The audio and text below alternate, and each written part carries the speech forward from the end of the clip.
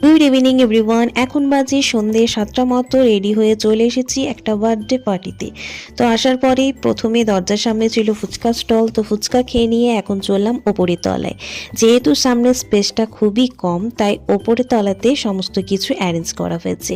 মাঝের তলাতে রয়েছে একটা কফি স্টল। যেহেতু ঠান্ডা থেকে এলাম, তাই ঠান্ডায় ঠান্ডায় গরম গরম কফিটা বেশ ভালো লাগছিল।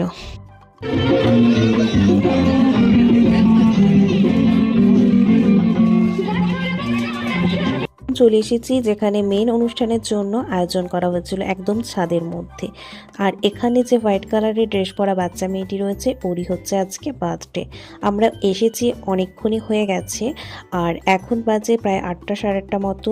ফার্স্ট রাউন্ডের খাওয়া দাওয়া চলছে, এখন আমরা বসে পড়েছি সেকেন্ড রাউন্ডে। খাওয়া দাওয়া করেই বাড়ি ফিরবো, বাইরে প্রচণ্ড ঠান্ডা আছে। চলুন তাহলে আজকের মতো এইটুকুই। সবাই ভালো থাকুন, সুস্থ থাকুন।